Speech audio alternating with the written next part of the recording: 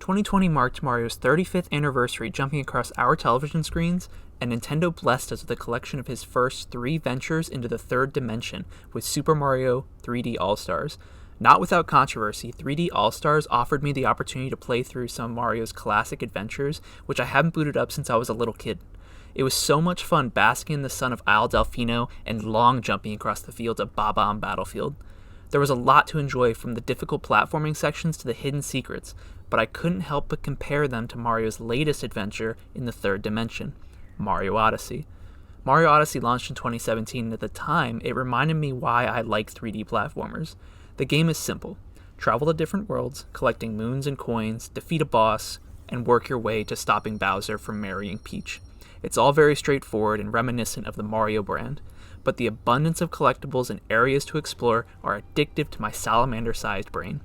The core gameplay loop of finding collectibles in a giant world, like it's one big Easter egg hunt, has always struck a chord with me. Combined, they have some of the best Mario acrobatics in his history so far.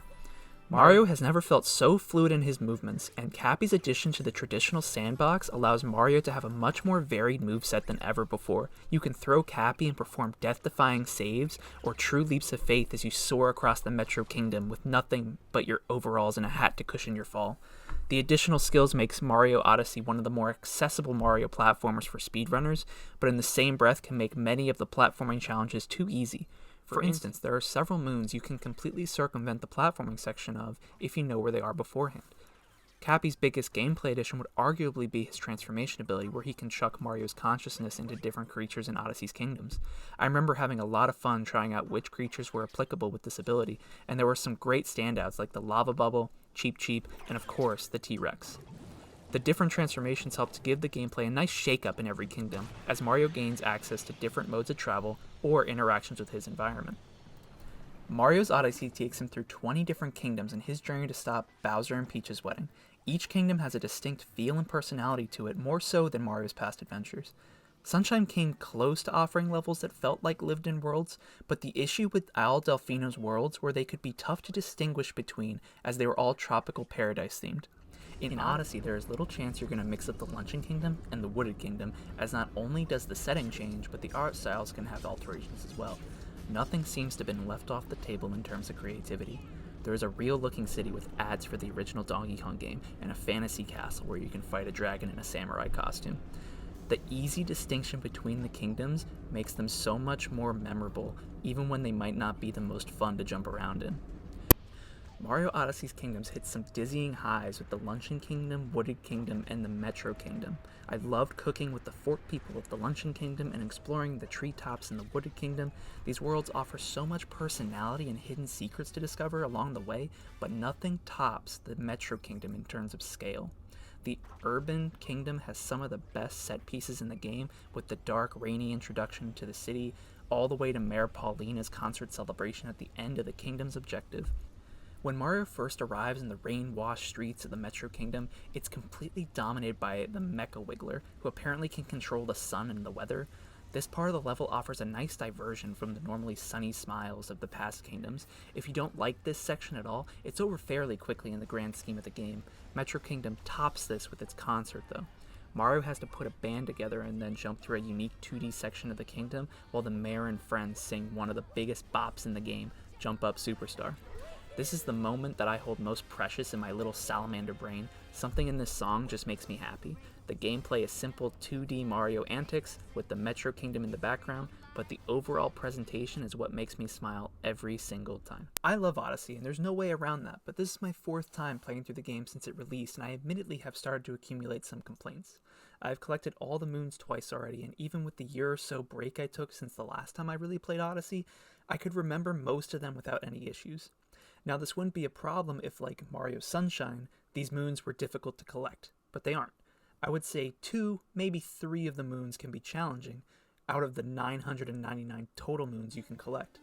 Originally, this lack of difficulty didn't bother me because I enjoyed the exploration, but if I already know the secrets, then there isn't much left for me to do. It's only a matter of time before I collect everything. For instance, compare Odyssey to Mario Sunshine, where there are legendary shine sprites that people dread getting in their completion runs. Odyssey really doesn't have that. Instead, there is just the tedium of running around all the worlds collecting the hundreds of moons, which is great fun in the first couple of times, but wears on repeat playthroughs. There are some kingdoms that just don't match the same caliber as the Metro and Wooded Kingdoms too. I recognize that some of the kingdoms are filler like the Cloud Kingdom, but others like the Lake or Lost Kingdoms feel like missed opportunities to do something more. They aren't bad kingdoms, but they don't reach the same level of greatness as some of these other kingdoms. The Lake Kingdom is generally just a small area with a slow underwater tunnel section to get to the main area of the level. It's fun to use the Cheep Cheeps for the first time, but you can't help comparing Lake Kingdom to the Seaside Kingdom, which does everything the Lake Kingdom's trying to do, but so much better.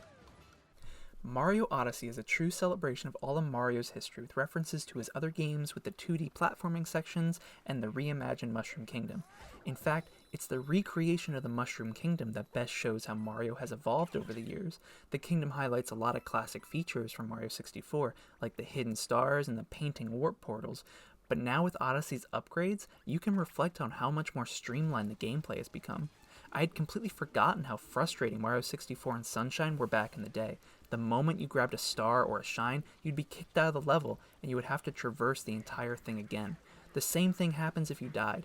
It could become a really tedious experience, but Mario Odyssey does away with all of that, and allows you to go on a moon shopping spree, if you know the locations of course. You can hop around each kingdom in quick succession, picking them all up. It can be really satisfying and saves the player a lot of time in loading worlds.